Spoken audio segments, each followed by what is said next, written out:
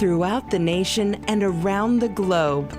From his heart to yours, it's Dear James Live, bringing you intuitive insight, answers, and advice to your life questions. Hello, beautiful soul family, and welcome to Weekly Wisdom and Insights, your home for spiritually guided transformation and empowerment. I am your host, Dearjames, and together with the unseen, Spirit, Source, and Symphony, we look at the current energies, the intuitive insights and wisdom, and we go as guided. And as we wrap up the month of August, it's an 8-month, and there are a lot of 8s in the energies for this week, and that will permeate out, ripple out. So let's just take a real quick look at the main energies. The month, of course, is an 8, so it's uniting, unite. The day is the 28th of August, 2024. So the 28 denotes critical mass and adjust. And you'll see how this is a critical moment. We've been talking about these moments that are pinnacle moments. The year is an 8. So again, uniting, unite. Then it all culminates in 26, controlled power, amplify. And we're going to work with hexagram 26 here in a moment. And that, of course, the 2 and the 6 becomes another 8, uniting, unite. So these triple 8s, there's a lot of 8s. And remember, we began the month of August with the Lion's Gate, the red lion. And it was August 8th, and 2024 is an 8. So 888. So a lot of, in case you're missing it, a lot of 8 energy. And this about uniting, coming together from the inside out. Welcome, Olivia. Welcome, Alicia. And so we're going to concentrate because today, August 28th, Mercury stations direct. And of course, this happens, Mercury goes retrograde, so it stations direct, it stations retrograde 3-4 times a year. However, this one, which you will see, we're going to spend some time with the astrological chart and how that is playing out. Because again, recall that Mercury is how we think, we speak, we communicate. It's one of the interpersonal planets. So it's our thoughts, our speech. It controls contracts and electronics, and Mercury, the messenger to the gods. So let's take a look here before we jump into our main theme. We're going to look at the astrological chart. And this is for Mercury stations direct today, the 28th. And so while that's important, what's fascinating about this and what will be playing out for the next 5-6 years is this kite pattern within the astrological wheel. So looking at the center of the wheel, you see the very prominent blue lines that form the right side of the kite. At the base is Venus. If you go up almost to the top center of the chart, there's Pluto. You come slightly down to the left, about 10 o'clock, there's Neptune. Come further down to about 8 o'clock, you see the green symbol for Uranus. And then you bring it back down to Venus sitting at the base. And directly, the crossbar of the kite is between Uranus and Pluto. So this kite formation, it's an astrological, and I'll explain it here in a second. This kite formation is going to be playing out repetitively for the next 5 to 6 years. And it's going to keep playing out with Pluto, Neptune, Uranus. And at the base of the kite, where Venus is there now, the Sun will move into that position shortly, then followed by Mercury, and so on. And it will move. Right now, it is in Earth water signs. It's going to move into air, fire. So we're moving from Earth to air. And let me just give you a quick explanation of what the kite is. A kite configuration, and this is from Lunar Living Astrology. The kite configuration is an extension of the Grand Trine. There is a 4th planet that opposes one of the 3 trine planets, and trines are harmonious aspects, so sextiles and trines. Kites will always be in the same polarity, either masculine, fire and air, or feminine, earth and water. So we're moving from this earth element we'll finish out the year 2024 with the kites in Earth, and then we're moving to air. The influence of the kite pattern is similar to grand trines with added motivation and potential. And so just think, and if this is going to tie in, because number 4 from the unseen, and which we'll get to, but love lifting us up. So think of this kite. When you fly a kite as a kid, as an adult, it doesn't matter what age, this beauty of the kite, you know, being lifted up, the wind carrying us, air, lifting us, raising us higher and higher and higher and higher. So the opposition is especially productive. The opposition in this chart is between Neptune, illusion and the highest ideals and dreams, and Venus, divine feminine. So the opposition is especially productive in spurring individuals to utilize the opportunities and gifts offered up by the grand trine. Oppositions, however, are not always the best at creating actions without having another individual involved in the process. So this opposition, there's a contrast that's required. It's like, what's at stake? And we've been talking about this in this shift from divine masculine to divine feminine, from Piscean to Aquarian, from patriarchal to matriarchal. So we have this, you know, in order to truly get them, the oppositions, we need that contrasting element. The opposition influence is not self-sufficient, but instead is interaction-oriented by nature. At its best, the opposition provides a sense of bearing and of a spotlight. So it's giving us a focal point, a place to look to. The opposition is. For the kite configuration, the planet in the grand trine that is being opposed becomes the focal point. So in this case, Venus is being opposed. Think of the trine as being a type of crossbow, with the sextile aspect being the bowstring.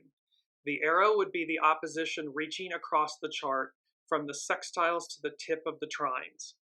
So we don't have to get lost in the sextiles and the trines and the astrological, the issue here, the narrative. The issue here is that this is a huge opportunity, and these opportunities are going to continue to play out, and they're going to change elements from earth to air. And so again, literally everything about this, you know, we're moving from a very fixed state, and we've known this for look back, everything's very fixed, and we went to a particular place and we worked there, and that's where we lived, and so forth, and generations and so forth and so on.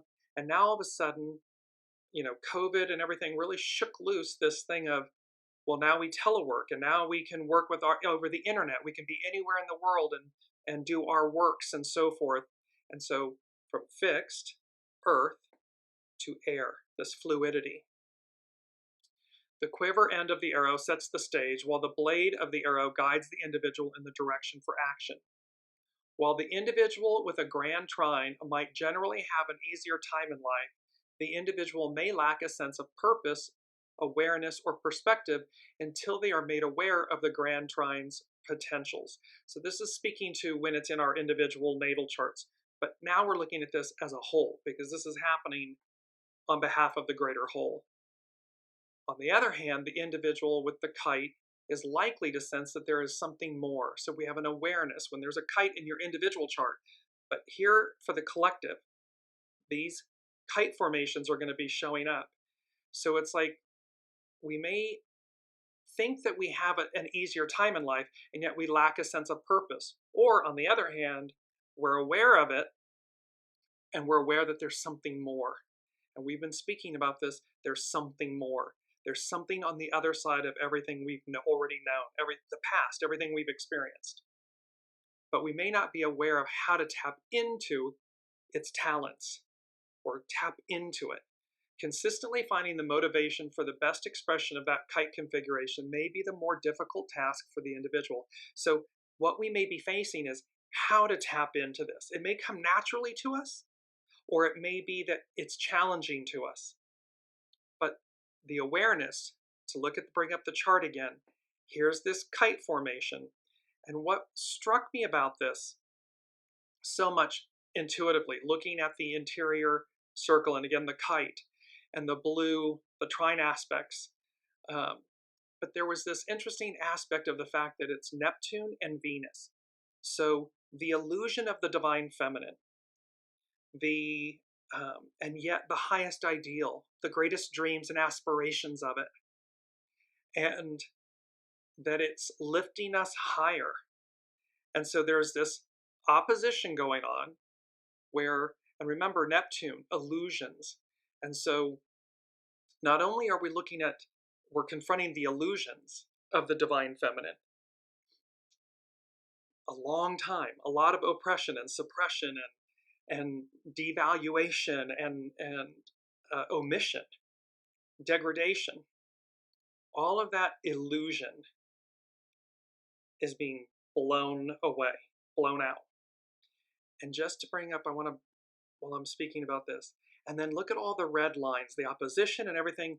And then you see at the base, there's Jupiter, there's Mars, there's the lot of fortune in the moon, things that are being revealed.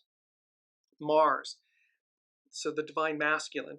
And these old ways that are literally, you see like the red line, like the collapsing of the old. The collapsing of not the divine masculine in totality, but in what no longer serves. So there's this kind of like, in essence, the weight of its own, it's the weight of its own undoing.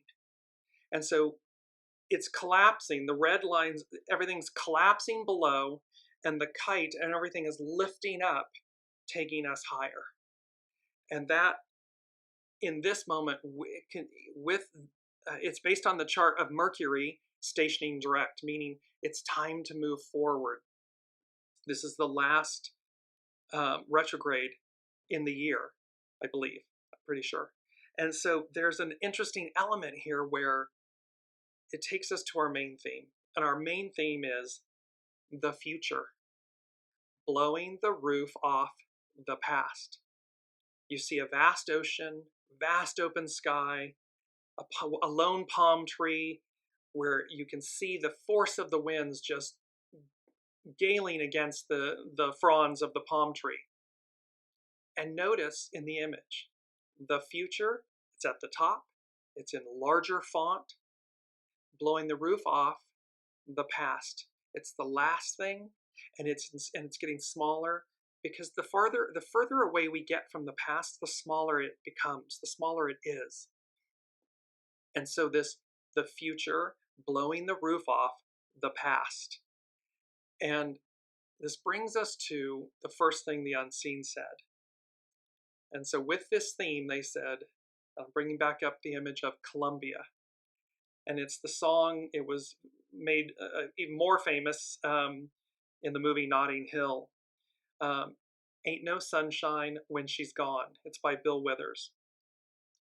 The point here is, ain't no sunshine when she's gone, meaning liberty, freedom, justice, Columbia, the divine feminine representation of these ideals. Imaji from the Sumerian, which we've covered many times. I'll just bring that up. Here's Imaji, return to the mother, freedom, manumission. It's this inner calling within us that has been suppressed, taken for granted.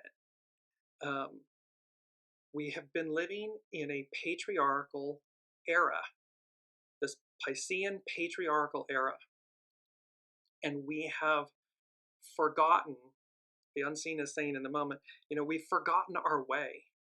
We've forgotten our harmony, our balance, our unity, our oneness. And so the unseen is saying, literally, with the kite formations, with this Mercury stationing direct, the future, we're blowing the roof off the past. We're moving away from the past. We're moving forward. We're moving higher.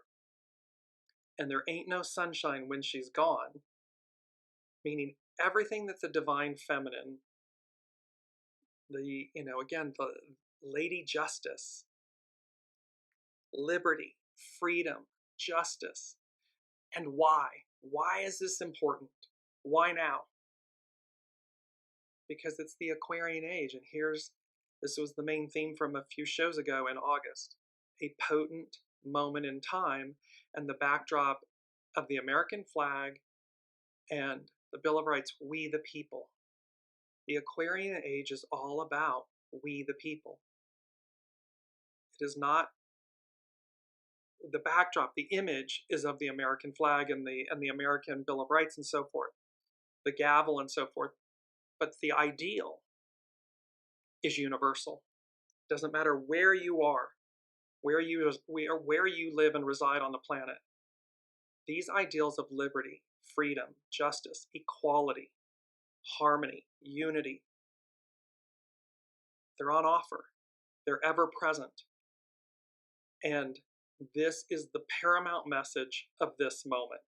That is why it's now. And so, because it is the second thing from the unseen, they said, a culminating, quote, moment in time. And culminating, reach a climax or point of highest development. So again, we're going back to where we began, but an octave higher. And you'll see where this is playing out. I'll repeat that again. So this is a culminating moment in time. It is that peak moment where we reach the peak and we then discover what's on the other side. Because everything before the peak is patriarchal. Everything on the other side of the peak is matriarchal. And it's something that in our lifetimes, in this present span of life, we haven't experienced yet. So that's why this is important. And it's even more important. It's exciting. It's exciting. We already know where we've been. Master Jesus, with the disciples, you ask where we're going without knowing where you've been. So now we know where we've been. And Pluto, retrograding back for this final time into Capricorn. It is the mandrakes. We've used this example, the mandrakes from Harry Potter, the Harry Potter series, where they're being pulled up. So the tree of life, it's being shaken by its roots. Everything that does not serve, no longer serves, is being shaken loose. And we are moving forward because we're being transplanted into a greater pot, into a larger pot, into new soil, new experiences, new. We are moving forward. And that growth requires expansion. It requires a greater canvas, tapestry, pot to flourish in. So let's move to, I want to give you a few.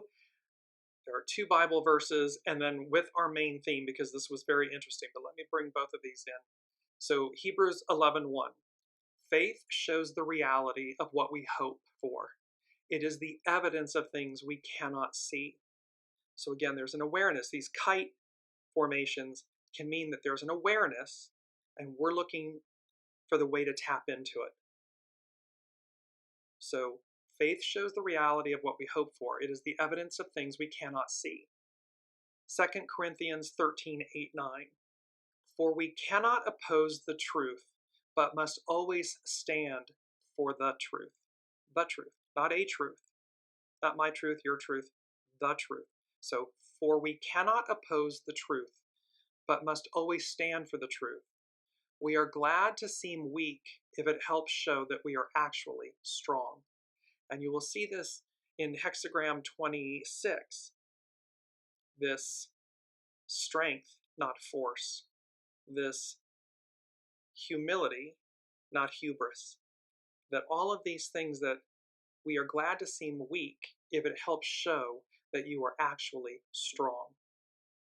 And with our main theme, the future, blowing the roof off the past, it kept vacillating from the unseen. It kept vacillating between blowing the roof off and blowing the lid off.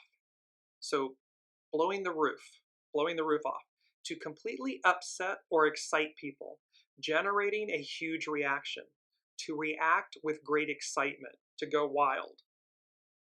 Blowing the lid off, to reveal the truth about something, to make public something that people did not know before. You're going to see with Uranus, when I get to Pam Youngin's North Point astrology journal, and she's talking about the 3 aspects are Uranus, Mercury, and Pluto. And so blowing the lid off the past to reveal the truth, because Uranus is the higher mind of Mercury. It represents the universal mind, and thereby this expect the unexpected. So to reveal the truth about something, to make public something that people did not know before, and then to completely upset or excite people, generating a huge reaction, to react with great excitement, to go wild. This can be Uranus as well, but it can also be Pluto shaking the roots. This excitement of being transplanted, expanded. And with our astrological influences, let me just go back to, let me bring them up here. The statement was now or never. So there's an element here when from 8-8, the Lion's Gate 888, we had the Mars-Jupiter conjunction, followed by the full blue supermoon in Aquarius. It was an Aquarius full blue supermoon, to the double T squares, to now Mercury stations direct, and this, and the kite configuration and everything, and this, again, this moment in time, this culminating moment in time, and the unseen is saying, now or never. And I don't know about you, but I'm all in for now. I'm not interested in never. We've already been there. Now says now. Now is the time. Now is the time that we reach the peak and peek over and experience the other side. What's on the other side of the peak, of the mountain? We haven't experienced it yet, but we're going to.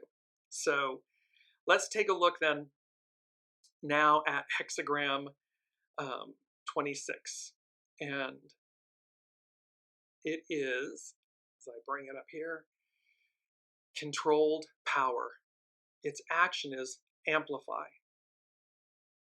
Hidden influence, propriety, subordinate. Its underlining cause, gathering together, network. 8, unity, uniting. And it speaks to, and this is from Carrie Hone at cafeosoul.com, your vital force is not wanting, only waiting for you to tap it. See, it's already within us. It's latent within us. The kite configurations, the opportunities, the now or never, all of these elements are present within us. So your vital force is not wanting. It's not lacking for something. It's not needing something. It's only waiting for us to tap it, to tap into it, to say yes. It brings up our first quote, which is so beautiful. It says, "We are told not to cross the bridge until we come to it. But this world is formed by those who crossed bridges in their imaginations far ahead of the crowd."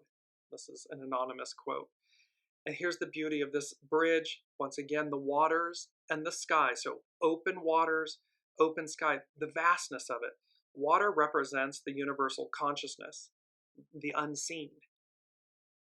We have this beautiful as above, so below element. And when you see the glowing orb in the distance. So we are told not to cross the bridge until we come to it. But this world is formed by those who crossed bridges in their imaginations, far ahead of the crowd. So this is speaking to the fact that, again, with the kite formation and everything, this knowing, and that we're meant to cross the bridge.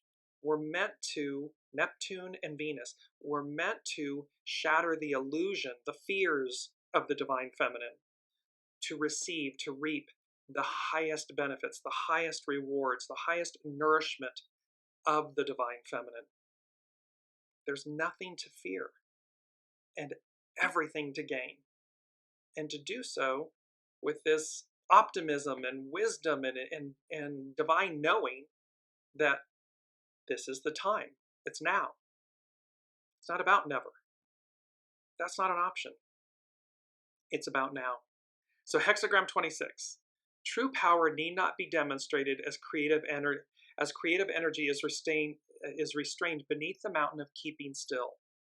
Ta Chu focuses on the power of silence and stillness, while others are running around demonstrating their power. One who is strong has no need to prove anything. See, it's about strength, not force. Controlled power has propriety as its hidden influence because a will under the sheer steadiness of a mountain allows it to become incredibly powerful. There is also a need for timing and appropriate expression. So there's controlled power, this right actions, divine timing, listening to your soul source connection.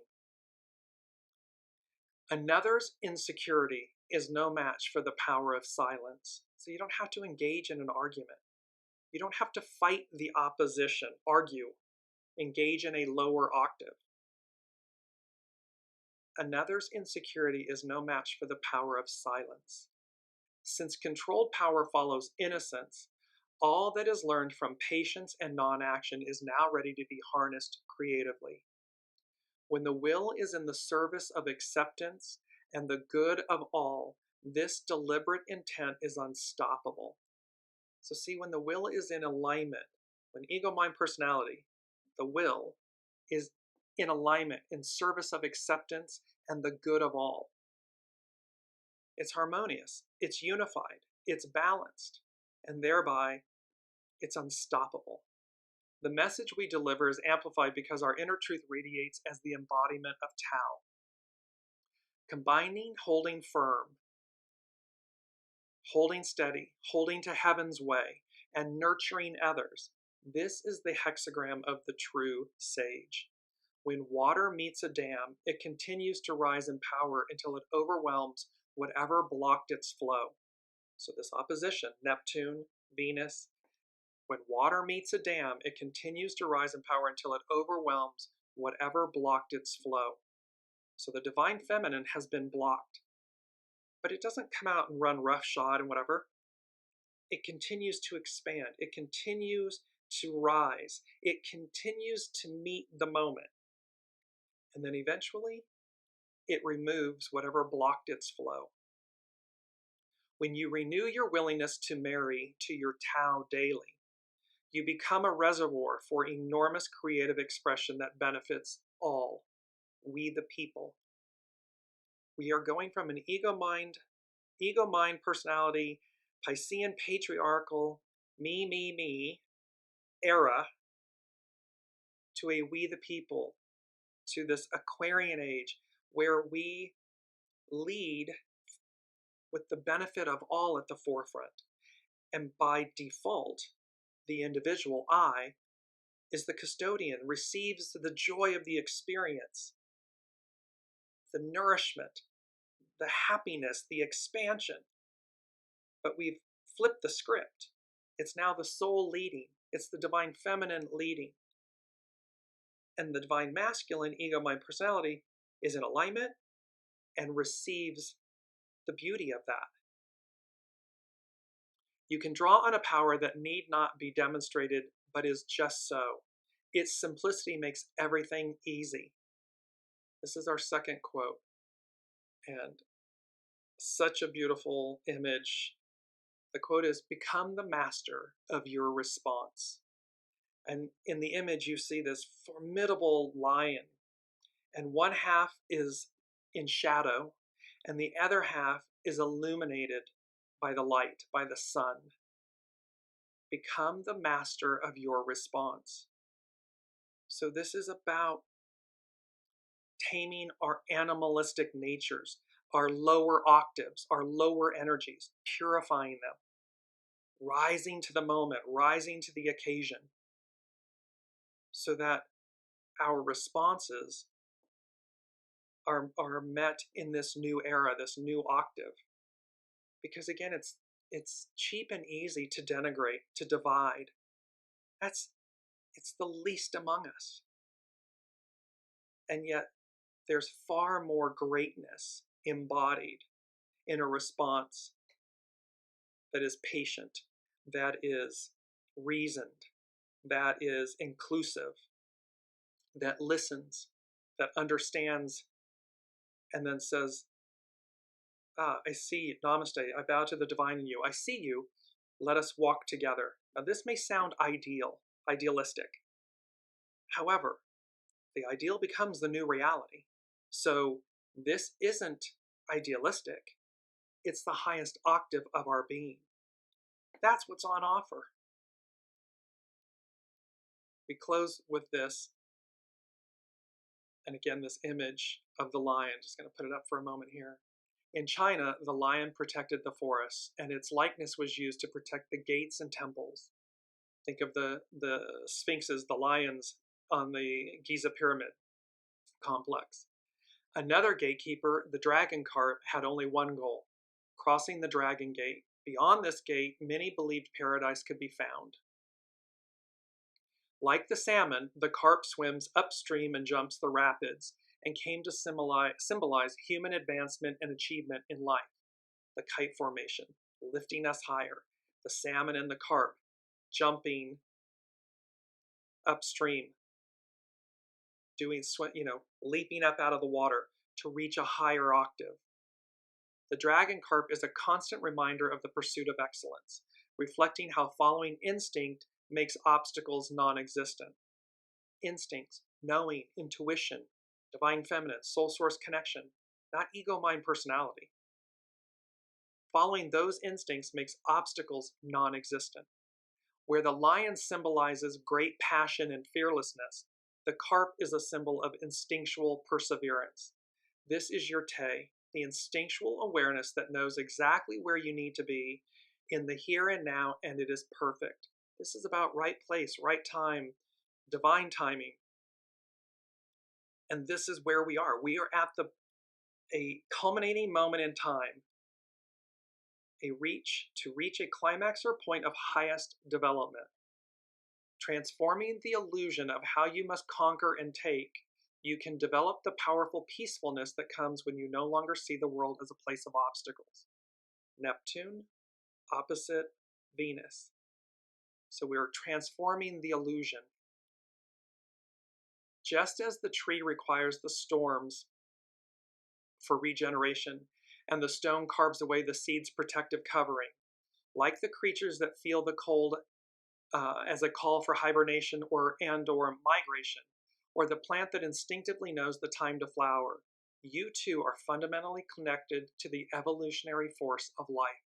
We're made for this moment. We know it.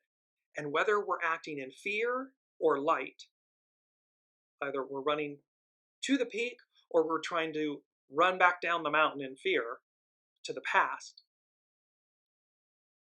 we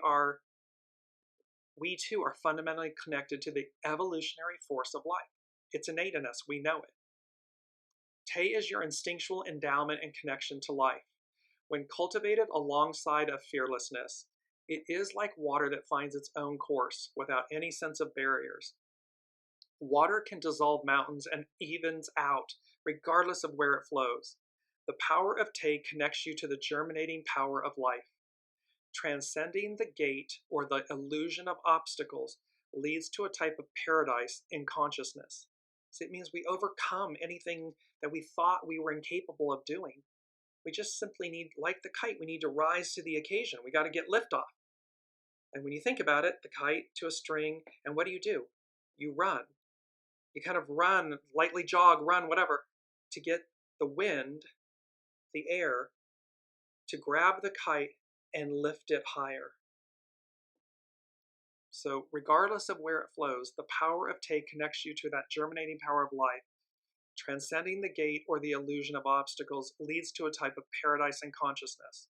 Because it's joy when the kite's up in the air and you're flying the kite. It's happiness, it's joy.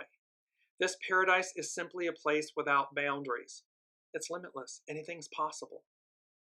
That is one of the great American ideals. I just saw Oprah say this, only in America would her experience, she said, would my experience or this experience now occur, be made possible, because it's limitless. Life's secret is that it has been committed to your success since the beginning.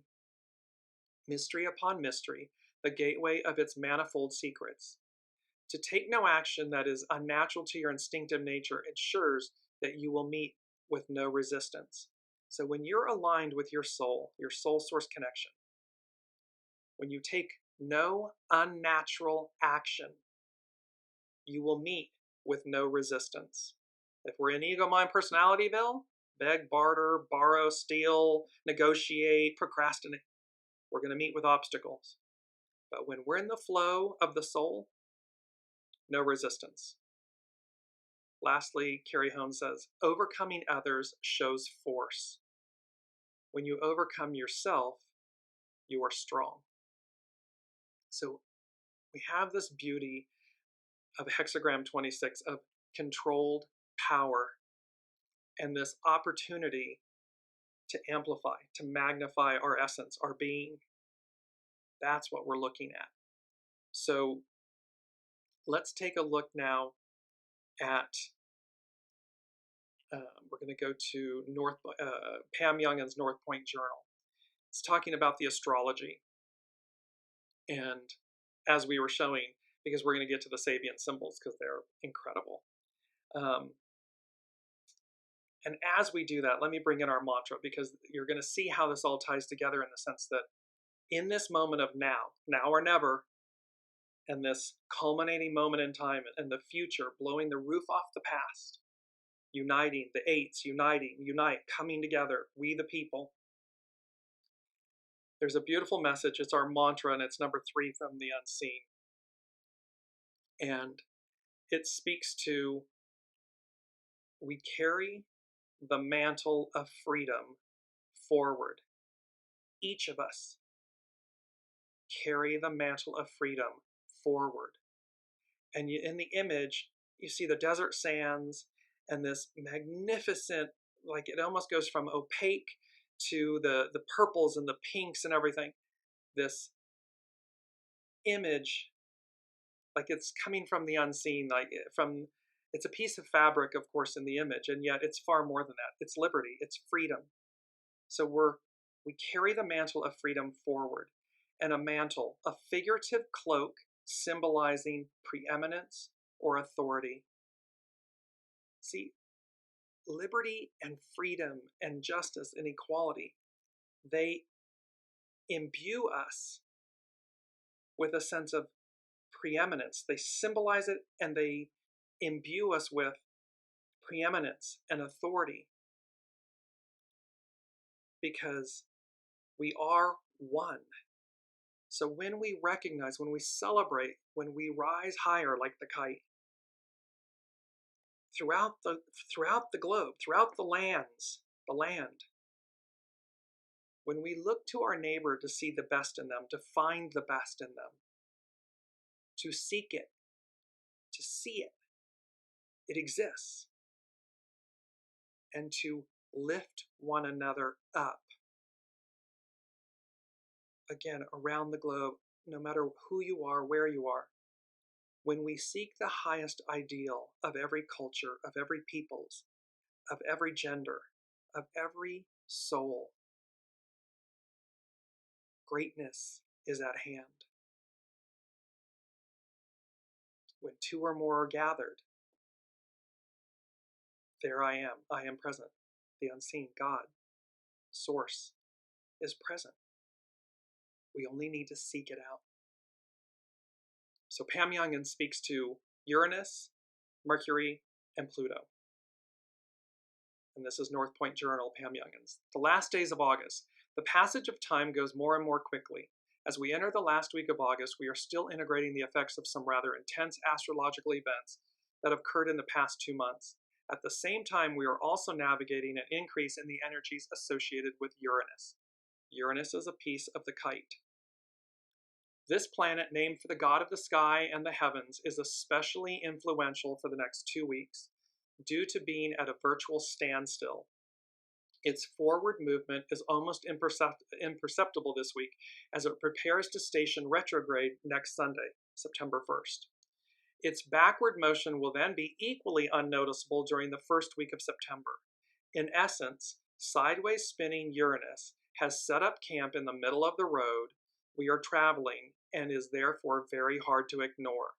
So this heightened blowing the roof off the past, expecting the unexpected, things that are going to shake the roots, Pluto shaking the roots, going back to, and you'll see here in a minute, going back to finish up business, is going to be hard to ignore. In mundane reality, Uranus plays the role of the radical, the nonconformist, the liberator, the rule breaker. Its tasks are to help free us from restrictions, to encourage independence, and to break us free from shoulds, whether externally or internally imposed. These I should do this or you should do that type of mentality and language story script. Like a lightning bolt, Uranus tends to act in surprising and sudden ways. The common astrological advice is to expect the unexpected when we are working with its influence. Since the planet is somewhat electrical in its effect, we may experience heightened nervous energy in our bodies, difficulty focusing our minds on one subject for long, and an overall restlessness and impatience with whatever we are ready to be freed from. That whole go, go, go, and yet needing to be, awaiting Mercury stationing direct, which it's doing, so as to make the right steps at the right time, divine timing. Pam says she likes to use a good assortment of compound words that start with, quote, break, when she describes Uranus's potential effect. Break through, break down, break out, break away. So you see this, the kite, the image of the kite, the flowing mantle, our mantra, that beautiful image. We carry the mantle of freedom forward. So we're breaking away, breaking through, breaking away from the past. Currently, in steady but sometimes inflexible Taurus, the planet invites us to change our set ways, to break old habits and routines, and to risk stepping beyond the familiar, especially if our comfort zone has actually been a place of stagnation. So the mandrakes, it's comfortable in the little pot. We know it. It's comfortable in our lives, in the way we think and the people we like and all of these things, that the masks, the labels, the identities, the scripts, the stories that we tell ourselves.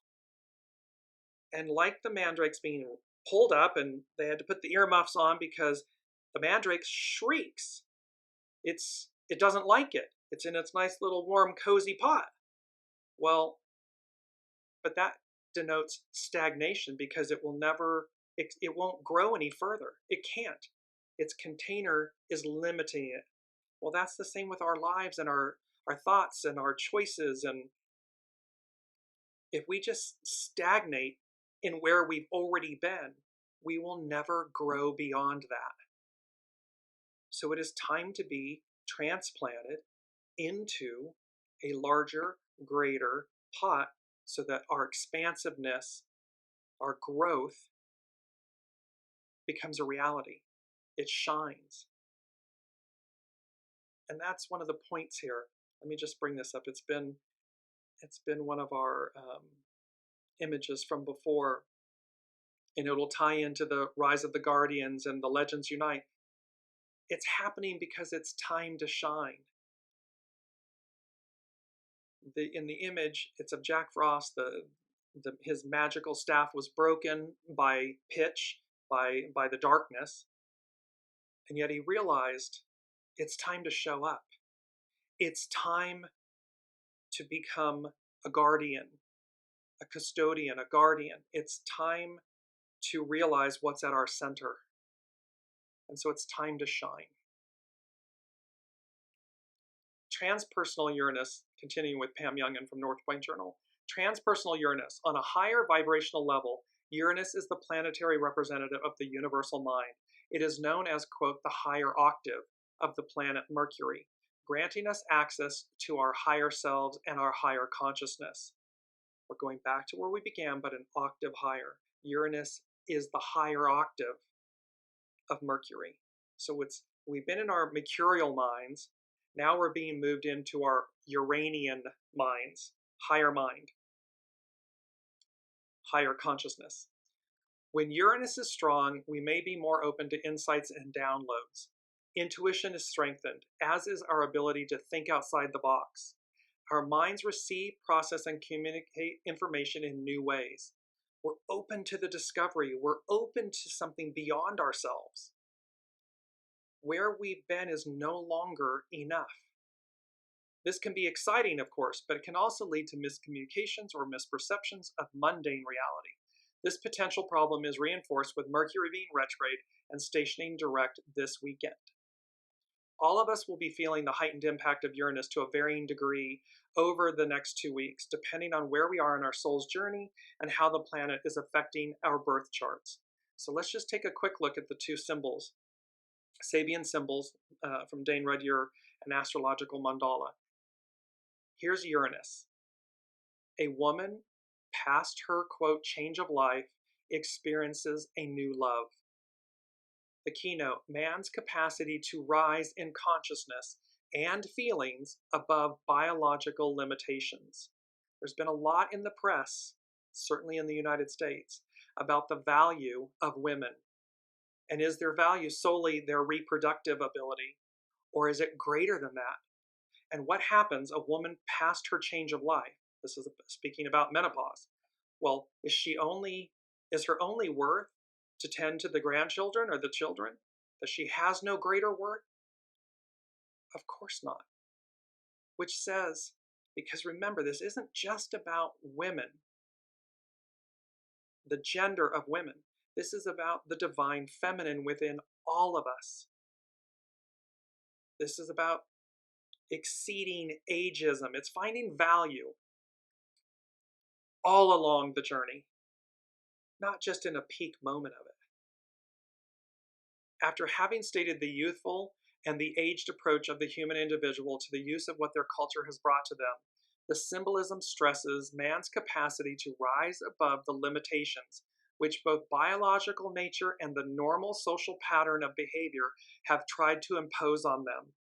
See, there's an overlay, there's a suppression, there's a judgment, there's a being diminished. As in many of the preceding symbols, a woman is pictured because at this early stage of the cyclic process, the individual consciousness still has a receptive or feminine polarity. They can receive our connection to the soul source connection is strong. It's still ever present. As was indicated in the very first symbol of the entire cycles, Aries 1, whenever this stage is brought to a person's consciousness, this is being brought to our collective awareness. It's in the chart for the whole. The indication is that he or she should freely open his or her mind to the possibility of, in capital letters, new beginnings. Ideally, the new beginnings should imply a more mature response. I master my response. A more mature response to the new possibility of experience. It denotes maturity, wisdom, openness, new beginnings. It's Uranus. This is the unseen could not be screaming louder at us that there is value throughout our lives, in all of our lives. We are all equal. We are all one. And anything less than that, any judgment, anything less than that is an illusion. And so here's Uranus, the higher octave, the higher mind of consciousness. Expect the unexpected, saying, past your prime, quote unquote, there are new beginnings. Your life's not over. You're not diminished. You're enhanced. There's something on the other side of the mountain of where you've already been. Here's the Sabian symbol for Mercury, stationing direct, the kite formation. A carrier pigeon fulfilling its mission. Mercury is it's our interpersonal planet of how we think, talk, communicate with one another. A carrier pigeon fulfilling its mission.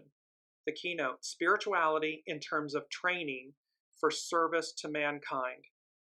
So it's spirituality, higher octave, in terms of training for service to mankind. In contrast with the intoxicated chicken, we now have the successfully trained carrier pigeon delivering the message. Delivering the message. It was its function to carry. See, it's innate in it. It's innate in us. Here, the domesticated bird is seen endowed with a special significance and purpose. This is our now. This is the time. and we're endowed with this special significance and purpose. A figurative cloak symbolizing preeminence or authority, carrying the mantle of freedom forward. This refers to spiritual energies which are being used constructively and which bring to the consciousness messages from other realms. It's the unseen speaking to us, through us, with us. Individual realizations acquire their true meaning only as they fulfill a collective function. Collective, we the people, Aquarian. This second stage symbol clearly presents a contrasting alternative to what the preceding picture revealed. The release of higher energies becomes effective and valuable to the extent to which it serves a higher but concrete and definite purpose. This is speaking to effective, valuable, higher, concrete, definite purposes and this higher energies that are being released. We are being called to rise. Rise to the occasion. Now is the moment. This is the ideal of, quote, the world server. Aquarian, where we the people, we serve one another, and by action and by default, receive. It's an inverse of where we've been. It's why it's confusing to us. It's why, because again, we've been in this patriarchal, I, me, I, ego mind personality driven era. And now it's just being flipped on its head because we're moving out of that. We're shaking loose what no longer serves to retain the best of it as we move forward. Now let's go back and wrap up with Pam Youngin's North Point Astrology Journal. Pluto re-enters Capricorn. Pluto is retrograding at the moment. Transformational Pluto continues to dance between Aquarius and Capricorn, re-entering the sign of the sea goat next Sunday. Again, same day that Uranus stations retrograde, Pluto regresses back into Capricorn. The powerful dwarf planet first set foot in Aquarius in March of 2023, but soon went retrograde and exited the sign in June. It crossed the threshold into Aquarius again in January of 2024, but will once again transit Capricorn from September 1st to November 19th. At that point, it will enter Aquarius and remain there for the next 20 plus, give or take, years. When a planet, by retrograde, dips back into a sign that it once left, we can assume that it has unfinished business to complete, related to the themes of the old sign, to the past. In this case, Pluto is returning to Capricorn to finish the task of dismantling and purifying areas that are ruled by the sign. Politics, governments, economies, social systems, industries, and businesses. We can expect some disarray in these arenas over the next few months as rototiller Pluto digs up toxic weeds and prepares the soil for new Aquarian seeds to be planted. It doesn't get any more clear than this. It's going to go back. Pluto in Capricorn is going to go back. We've spoken about the tree of life. It's going to shake the roots. It's going to shake us. I would say a phrase, like shake the pee out of you. It's going to shake us because, like the mandrakes, we're being transplanted. So, and it's going back to finish up old business, to dismantle and purify. It's not dismantling things to harm us. It's not, tearing things apart just for fun. Never. The unseen only ever works on our behalf for our good.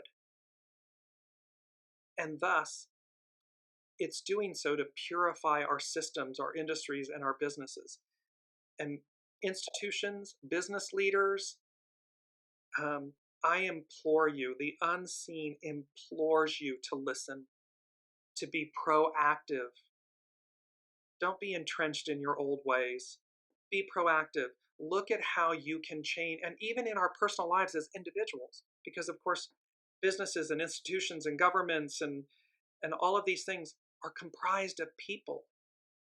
So be willing to look into our lives, our individual lives, to make the right choices, because forward we go. Period. Now or never. It's a now. It's not never. It's a now. Can you imagine it's a never? You would never move forward. You would never be more than you are in this moment today. You would never have another new experience. This is it. How mundane and stagnant would that life be? A repetitive Stepford Wives, over and over and over and over and over and over again. Groundhog Day. I can't imagine it. And I hope that you can't imagine that either. Because what that reality is not for us. So last but not least, the Sabian symbols with Pluto, with the Mercury stationing retrograde horary chart. Pluto, there's two, because Pluto is sitting right at 30 degrees, and then on Sunday, so today on the 28th of August, it's at 30 degrees. And by Sunday, it's going to be at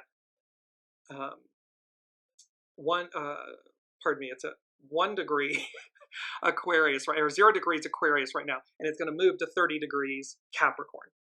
Apologies. So here's for Aquarius, where it sits today, an old adobe mission in California, the power inherent in all great human works to endure far beyond the worker's lifespans. And this symbol speaks to us of the concretization of an ideal. This also implies the immortalization of an individual within a great collective and cultural experience. So there's a moment here, this concretization of an ideal. Pluto in Aquarius is all about the Aquarian era, the matriarchal era, the return of the divine feminine, the concretization of an ideal. And it also immortalizes an individual within that great collective cultural enterprise and experience. There is a female candidate running for president of the United States. Not the first time that's occurred, but there's the potentiality, the reality, this concretization of an ideal, that a woman is more than capable of being president of the United States.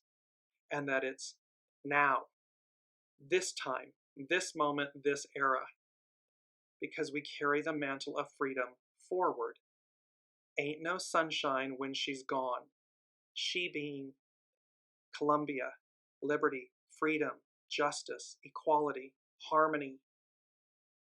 It's that ideal that is being carried forward, that is being delivered.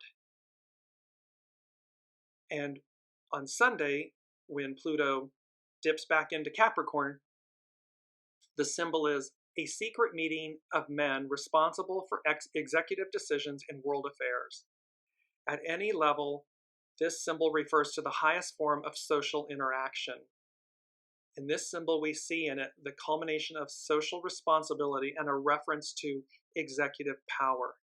So, of course, being president of the United States is the highest office in the land in the United States, so executive power. But this also speaks to executive power, higher mind, as above, so below.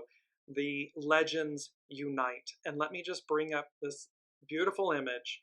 We've been using the reference of the animated movie Rise of the Guardians. And of course, it took all of them. There's Santa Claus, there's Jack Frost, there's the Easter Bunny, there's Sandman, there's the Tooth Fairy, there's these legends, Santa Claus, there's these legends that come together to save humanity, hope, the light, the goodness in all of us. They unite to purify the illusion of the darkness, of pitch black, of the boogeyman. and it comes down to one. The character's name is Jamie. It comes down to one child who refuses to give up a belief in something greater, a belief in the unseen, a belief of a life lit with the light worth living, that's future oriented. And so this beautiful moment that we sit with, because number 4 from the unseen,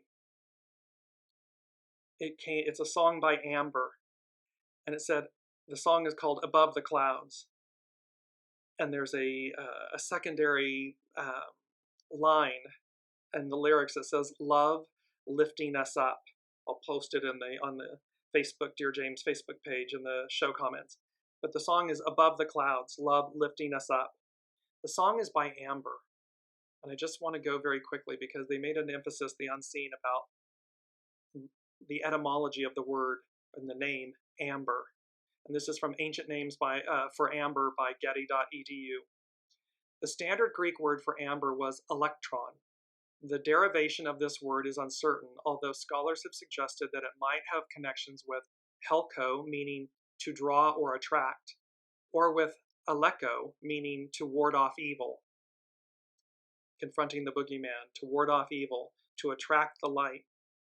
The word is certainly associated with elector, used in the Iliad to mean, quote, the beaming sun, our life force, and is most likely derived from an Indo-European verb with the root meanings brilliant or to shine. Time to shine.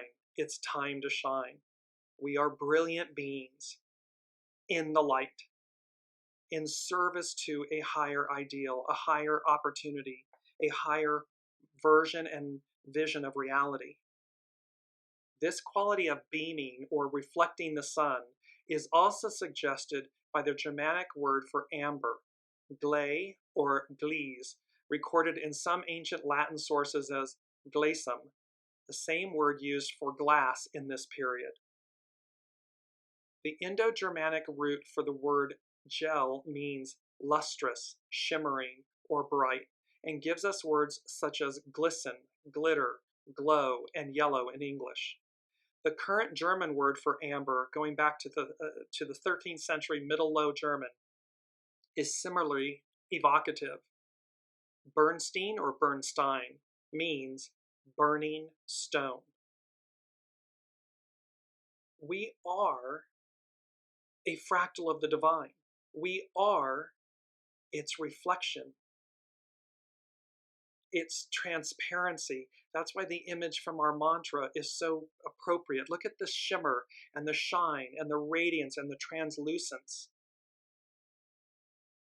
because that's the light within us. When Pliny the Elder or one of his contemporaries admired a valuable piece of amber, the first thing to strike their eyes would have been the suggestion of fire or the material's gentle glow. The amber's color was certainly evocative of wine, honey, wax, embers, or fire, but was of secondary importance to its shine. This glow had been the defining characteristic of amber for centuries. Brilliance in amber, ice, rock crystal, or any stone was possible only because of its transparency. We're in a moment of transparency, of shattering illusion. Pluto, going back, shining the light on the underbelly of everything that's been wrong in this era, that has been corrupted, the goo, making it transparent. The ancients believed that transparency was possible because light was let through a material. Thus, transparent materials had performative powers. We are transformed and we transform when we are transparent. We rise like the kite. We are très léger, as they would say in French, very light. The brilliance of amber, enhanced by the rich connotations of its names, ensured it a place in ancient literature alongside other rare, prized, and luminous materials. Sight-arresting materials such as gold, silver, and ivory whose magnificence often was associated with something beyond the merely human, but more so with the heroic or divine. So we have a choice. We're at this moment